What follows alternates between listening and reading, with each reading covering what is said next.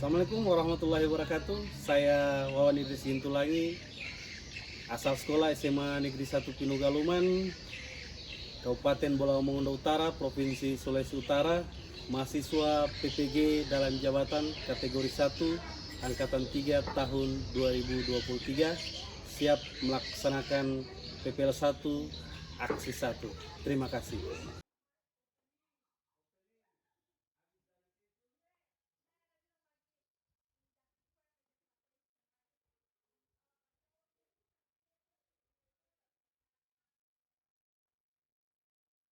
Selamat siang anak-anak hebat. Siang. Apa kabar hari ini? Luar biasa. Luar biasa.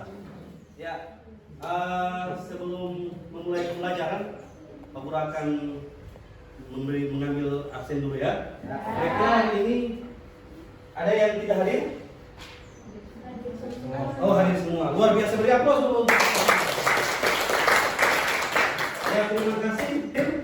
Jadi sebelum kita memulai pembelajaran, supaya proses pembelajaran kita hari ini mendapatkan ridho, mendapatkan berkah dari Sang Pencipta, supaya apa yang akan diberikan dan apa yang akan kalian terima itu bermanfaat. Untuk itu Pak Guru mohon Adit kiranya dapat memimpin doa. Dipersilakan. Baik teman-teman, sebelum kita memulai pelajaran hari ini, marilah kita berdoa. Dan izinkan saya untuk memimpin doa pada pagi hari ini. Berdoa dimulai. Bismillahirrahmanirrahim. Rabbi jidni munfa'ini fahman. Amin. Doa selesai. Nah, baik adik-adik, untuk meningkatkan jiwa nasionalisme kita, rasa kebangsaan kita, mari kita bernyanyi bersama ya. Sabang sampai Merauke, bergerak pulau-pulau, sambung menyambung menjadi satu. Itulah Indonesia, Indonesia tanah airku. Aku berjanji padamu, menjunjung tanah airku, tanah airku Indonesia. Belajar sejarah bukan berarti orang belajar tentang masa lalu, bukan berarti orang belajar tentang hitungan-hitungan tahun, bukan berarti orang belajar hanya mengingat-mengingat peristiwa. Tapi ingat, dengan belajar sejarah, orang akan keliling dunia, orang akan keliling Indonesia tanpa harus naik mobil, tanpa harus naik pesawat. Kok bisa? Orang akan bisa jelajahi dunia, orang akan bisa jelajahi wilayah Nusantara melalui si kecil mungil ini, buku. Ya, seluruh proses pembelajaran adik-adik harus ikuti prosesnya. Proses yang akan kalian ikuti nantinya hasilnya kalian akan nikmati. Bisa kira-kira adik-adik ya? Bisa. Baik, sebelum mulai proses pembelajaran, boleh kiranya hal-hal yang tidak punya kaitan dengan proses pembelajaran sejarah hari ini tolong disimpan di dalam layar. Alur kegiatan kita hari ini adik-adik, yang pertama pendahuluan tadi Pak Guru sudah buka, ya, kemudian kita berdoa tadi, Pak Guru memberikan motivasi pada kalian semua, kemudian akan dilanjutkan dengan mengamati gambar dan video, kemudian ada diskusi kelompok, melakukan penyelidikan, pengumpulan data. Nanti akan dibagikan LKPD yang akan menjadi bahan diskusi, kemudian diskusi pemecahan masalah, kemudian ada presentasi dan di akhir presentasi dan memberikan kesimpulan disertai dengan refleksi, dan paling terakhir adalah evaluasi, mengukur sejauh mana proses penyampaian materi ini bisa terlaksana. Ya, bisa terlaksana, kemudian apa hasilnya. Silakan pasang tangan yang bisa. Oke, silakan Adi. Orang angkat tangan Pak. Oke, luar biasa. Beri aplaus dulu untuk Adi. Ada yang lain? Kira-kira ketika melihat gambar ini, apa yang terlintas di benak adik-adik sekalian? Silakan. Ada yang bisa? Ya, silakan. Orang yang tersenyum, Pak. Ya, orang yang tersenyum. Luar biasa. Ada yang orang angkat tangan, ada yang tersenyum. Beri aplaus untuk kalian. Ada lagi? Ya, silakan Murti. Presiden Soeharto, Pak. Ya, luar biasa. Presiden Soeharto, beri aplaus dulu. Ada lagi? Ada lagi? Ya, silakan Fitri. Ya, Presiden Soeharto pada masa Orde Baru. Ya, luar biasa, beri aplaus dulu untuk itu. Berarti dari sisi gambar ini, apa yang adik-adik sampaikan tadi, orang angkat tangan, orang tersenyum, Presiden Soeharto, kemudian Presiden yang memimpin pada masa Orde Baru, itu semua benar. Jadi, materi yang akan kita pelajari hari ini adalah Indonesia pada masa Orde Baru. Pokok bahasanya adalah perkembangan kehidupan politik bangsa Indonesia pada masa Orde Baru. Sikap tanggung jawab, kerjasama dan cinta tanah air. Paham ya adik-adik ya? Ya, jadi hasil dari pembelajaran ini adik-adik akan bagaimana kemudian menganalisis tentang perkembangan kehidupan politik itu sendiri pada masa Orde Baru. Apa sih yang melatar belakangi lahirnya Orde Baru? Ini kan ada gambar di samping. Di gambar di samping ini berkaitan dengan fenomena yang terjadi sebelum dan pasca lahirnya Orde Baru itu sendiri. Nah, bagaimana sih pemerintahan Orde Baru tersebut? Ada yang bisa? Sebelum kita masuk materi, apa sih yang melatar belakangi lahirnya Orde Baru itu sendiri? Dan bagaimana pemerintahan Orde Baru tersebut? Ya, silakan. Indrian Pidotiri, kira-kira apa sih yang melatar belakangi lahirnya Orde Baru?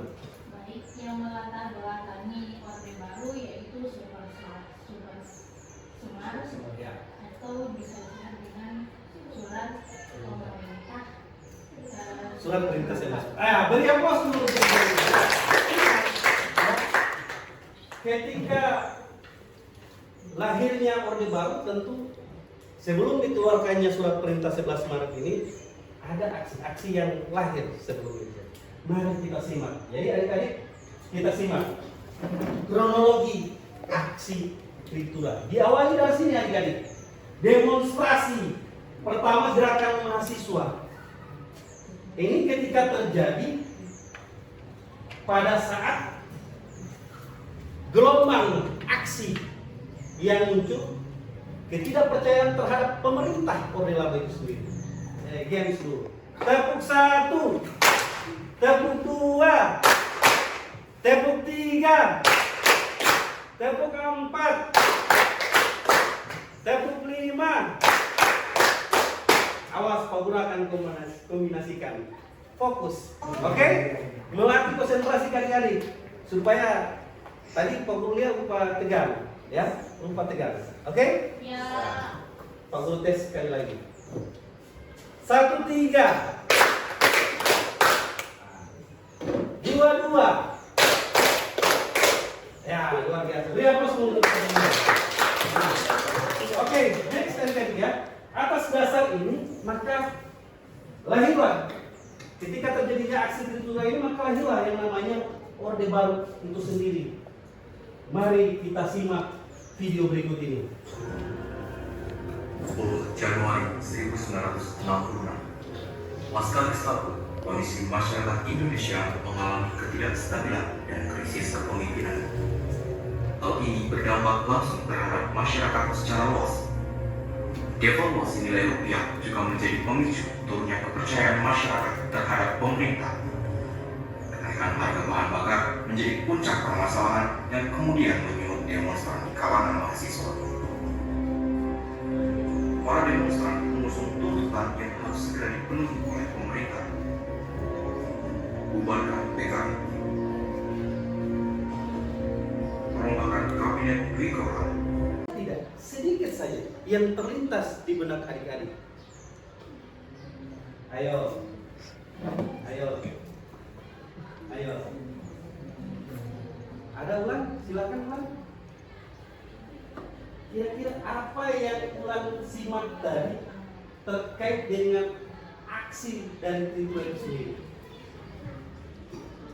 Ya silakan Intan Kagomele, tidak usah takut mau. Bagi Pak Guru, persoalan salah dan benar, salah itu adalah nomor ke-99. Yang paling utama dan utama itu adalah bagaimana kemudian berani mengungkapkan pendapat ya. Jadi jangan takut salah. Ya silakan Intan, terkait apa? Ya tidak usah di sini. Ya silakan Bulan. Ya kenaikan bahan pokok. Ada lagi kira-kira? Ada? Ya silakan. Aksi Tripura itu banyak dilakukan oleh para pelajar atau mahasiswa di Indonesia. Iya, aksi Tripura banyak yang dilakukan oleh atau dalamnya atau yang menggerakkan itu adalah para mahasiswa dan para pelajar itu sendiri. Mari kita simak. Seiring munculnya surat perintah atas dasar aksi dari Tripura itu kan 3 tuntutan rakyat, ya, 3 tuntutan rakyat. Kira-kira ada yang tahu 3 tuntutan rakyat sendiri? Ada? Apa? Ya, terus?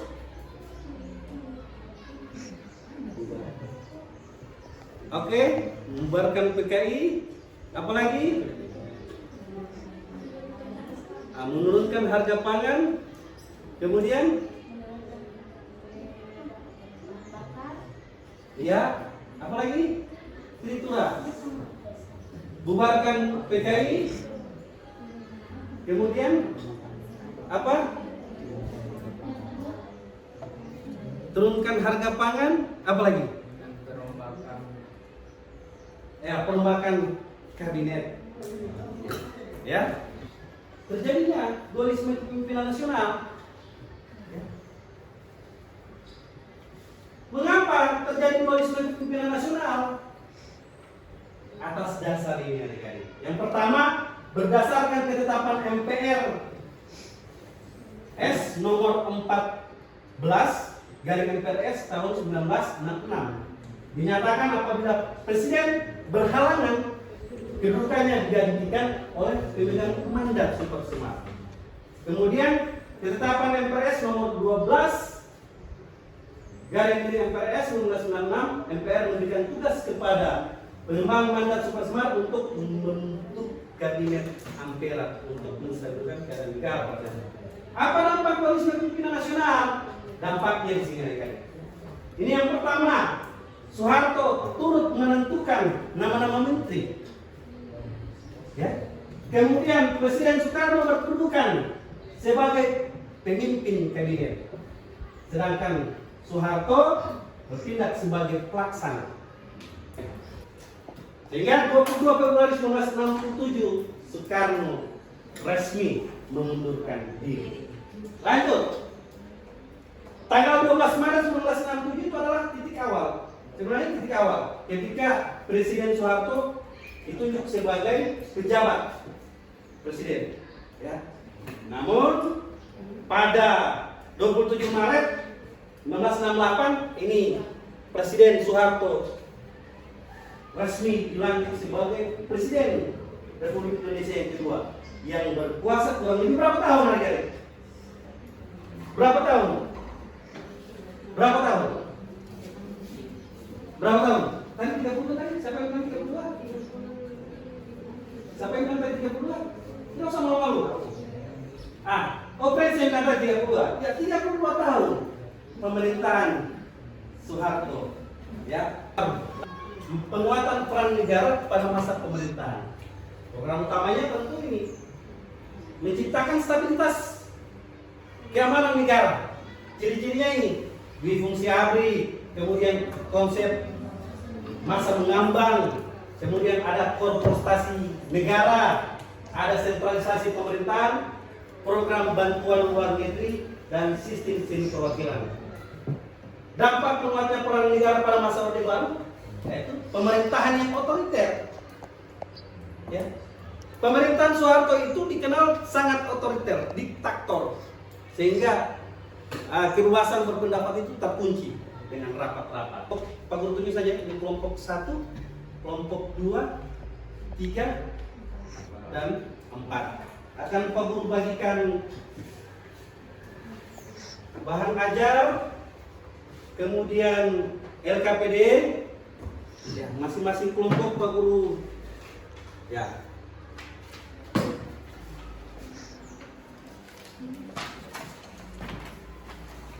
Itu kasih di sebelah.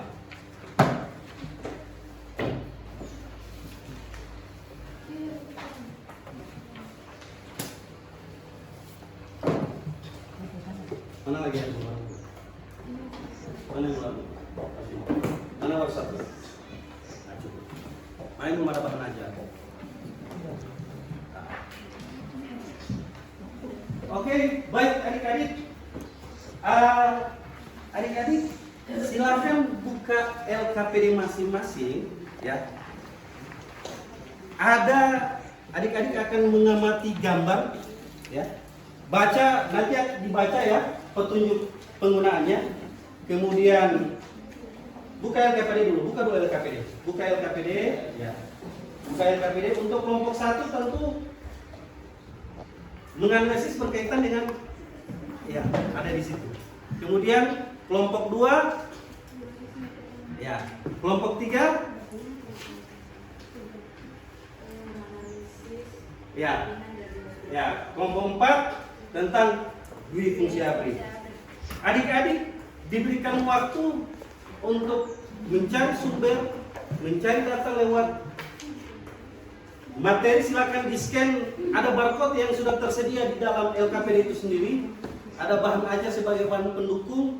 Kemudian ada buku, silakan kalian cari informasi, silakan berkaitan dengan apa yang dianalisis. Pak Guru berikan waktu kurang lebih 10 menit untuk mengumpulkan informasi. Silakan. Nanti adik-adik akan menganalisis ini. Bagaimana menanggapi tentang surat perintah 11 Maret ini dari sudut pandang Orde Baru dan Orde Lama. Ya. Jadi nanti scan barcode ini, kemudian kembangkan materi. Kan ada perintahnya, surat perintah 11 Maret merupakan salah satu yang menimbulkan perdebatan. Jadi adik-adik akan melihat bagaimana kemudian dari sudut pandang Orde Baru itu melihat tentang Orde Baru, tentang super semari, surat perintah 11 Maret ini. Begitu juga dengan sudut pandang dari Orde Baru. Oke? Silakan. Selamat. Jadi saya akan menganalisis dari dua sudut pandang juga. Dari Orde Lama dan Orde Baru tentang dua isu kepemimpinan. Ya. Silakan sekali lagi. Kembali materi. Ya, kelompok ini, ya, ini kan berkaitan dengan pada masa Orde Baru ini fungsi partai, ya, penyederhanaan partai politik. Jadi adik-adik akan menganalisis kaitan dalam membandingkan dari dua sudut pandang Orde Lama dan Orde Baru. Ketika pada masa pemerintahan Orde Baru kan Soeharto mengambil kebijakan merampingkan partai politik, ya, pasca pemilihan umum tahun 1991 itu kan menjadi tiga partai. Nah, adik-adik lihat bagaimana sistem demokrasi pada masa Orde Baru, kemudian bandingkan dengan sistem demokrasi pada masa Orde Lama.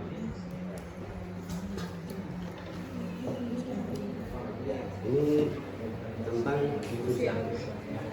Jadi akan analisis penerapan fungsi ABRI di pemerintahan Orde Baru. Kemudian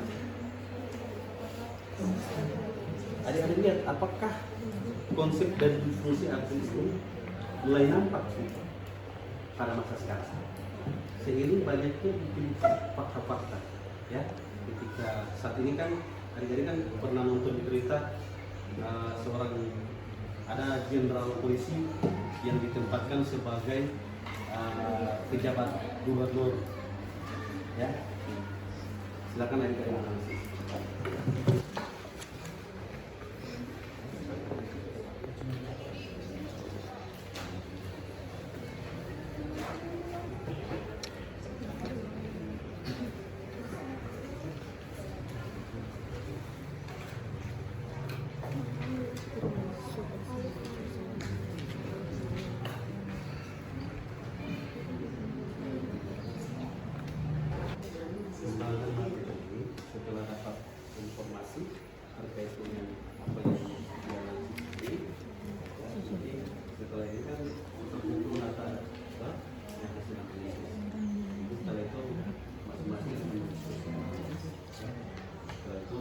ada sesi untuk proses diskusi masing-masing.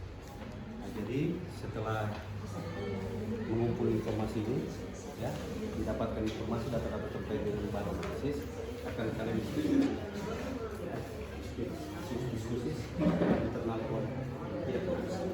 Karena itu baru akan ada presentasi. Oke. Nah, jadi setelah ini nanti kalian akan diskusi setelah waktu cukup untuk mengolah informasi, akan diskusi internal kelompok diskusikan terkait data atau informasi yang berhasil dikumpulkan. Pak Guru berikan waktu 10 menit.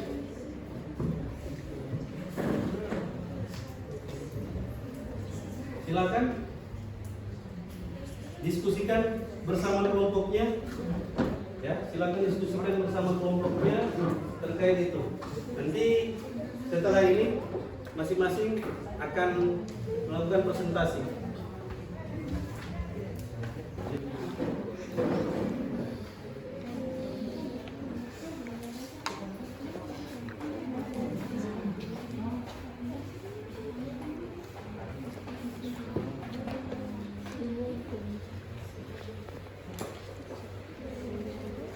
Silakan adik-adik diskusi ya.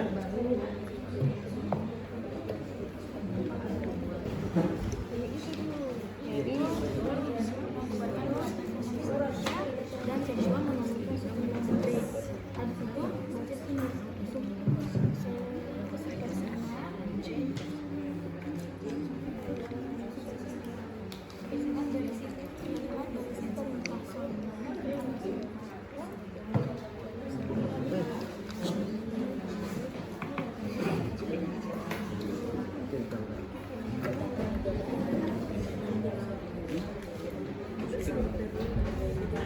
Masing-masing kelompok siap toh? Ya. Oke. Jadi kita akan mulai sesi presentasi diskusi kita hari ini. Pak Guru akan awali dari kelompok 1. Silakan kelompok 1. Tritura semakin radikal disebabkan sikap Presiden Soekarno yang berlatar belakangi dengan aksi-aksi Tritura, terutama mengenal pembubaran PKI. Akibatnya situasi keamanan dan ketertiban terutama di Jakarta hampir tidak terlaksana. Dalam sudut pada Orde Lama atau pada saat kepemimpinan Soekarno, timbul masalah-masalah yang terjadi di Indonesia hingga akhirnya Soekarno membuat dokumen Super Semar yang ditujukan kepada Soeharto untuk menjaga keamanan negara terkait dengan permasalahan yang terjadi pada saat pemerintahan Soekarno. Dampak dari pengeluaran Super Semar adalah lahirnya pemerintahan Orde Baru karena kekuasaan Soekarno yang semakin meredup pada saat itu dan posisi Letnan Jenderal Soeharto yang semakin menguat, sehingga pada akhirnya Soekarno mengundurkan diri dan digantikan oleh Soeharto dengan cara kepemimpinan yang dikenal jelas. Ya. Dualisme kepemimpinan ini terjadi antara Soekarno dan Soeharto pada tahun 1966 sampai dengan 1967. Pada saat itu Soekarno menjabat sebagai Bapak Presiden dan Soeharto berperan sebagai Panglima Komando Pemerintahan. Ya, terima kasih atas kesempatan yang telah diberikan. Saya ingin bertanya apakah dualisme kekuasaan mulai muncul sekarang atau tanda-tanda muncul pada sekarang? Ya, terima kasih. Ya, jadi begini. Berapa dulu tekan? Ya. Maksud dari adik, apakah di zaman sekarang mulai muncul tidak dualisme kepemimpinan itu? Silakan mungkin ada. Kira-kira menurut pandangan adik-adik dari kelompok 2 ini, kira-kira di masa sekarang ini yang ditanyakan oleh adik, mulai muncul tidak? Ada tidak tanda-tanda dualisme kepemimpinan? Menurut adik-adik, silakan langsung saja. Ya, silakan Indrianti.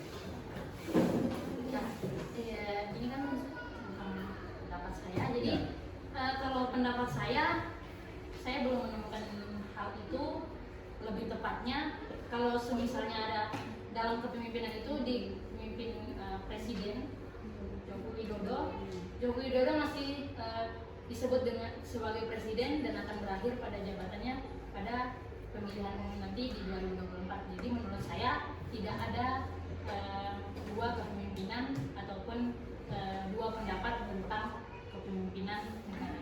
Oke.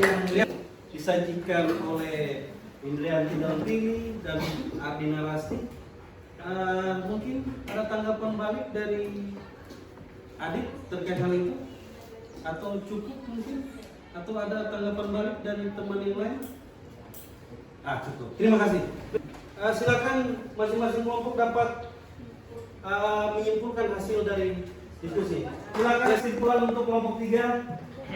Kesimpulan kami pada Orde Lama, kedaulatan rakyat diserahkan kepada sistem multipartai sehingga saat itu muncul beragam partai. Efek negatifnya muncul sikap politik yang saling menjatuhkan antar partai. Kesimpulannya, lahirnya Orde Baru itu diawali ketika terjadinya krisis multidimensional. Ya. Krisis multidimensional ini sehingga membawa dampak buruk terhadap pemerintahan Orde Lama, sehingga kepercayaan publik terhadap pemerintahan Orde Lama seiring terjadinya G30 SPKI tersebut, maka melemahlah pemerintahan Orde Lama itu. Pak Guru akan bagikan soal evaluasi, ya, dan lembar refleksi pada kalian semua. Setelah adik-adik mengisi refleksi, maka dilanjutkan dengan evaluasi untuk mengukur sejauh mana pemahaman adik-adik terhadap materi hari ini. Ukur sejauh mana penerapan materi ini tersampaikan betul atau tidak dalam proses pembelajaran. Adik-adik paham tidak dengan materi ini? Silakan.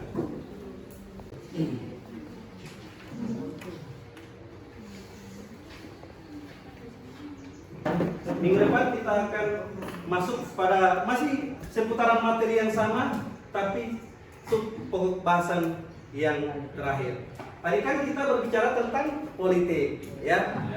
Pekan depan pertemuan selanjutnya kompetensi dasar yang sama, kita akan membahas berkaitan ekonomi. Bagaimana sih ekonomi pada masa pemerintahan Orde Baru? Sebelum terakhir pembelajaran, kita sebagai warga Bola Mongondo Utara, mari kita menyanyi dulu secara bersama lagu daerah kita. Ibu hutan, bola Mongondo Utara, Kopujan Dina, Aiko Tuhan, di kamu Kumbea, Poluo Kalijan, pada ramai pusaka Contoru.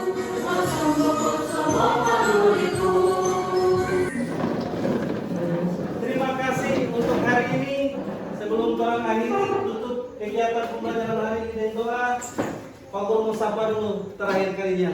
Salam histori. Salam satu jiwa. Salam histori. Salam satu jiwa. Untuk itu supaya berkah pembelajaran hari ini, pertemuan hari ini bermanfaat. Karena kalian adalah generasi emas tahun 45. Mari tolong tutup dengan doa. Silakan Luki tutup dengan doa pembelajaran hari ini. Silakan. Baik. Setelah mengakhiri pembelajaran pada siang hari ini, mari kita berdoa menurut agama dan kepercayaan kita masing-masing. Dan izinkanlah saya berdoa menurut agama saya secara Kristen. Doa dimulai. Demikian, billahi taufiq hidayah. Assalamualaikum warahmatullahi wabarakatuh. Waalaikumsalam warahmatullahi wabarakatuh. Selamat siang. Siang.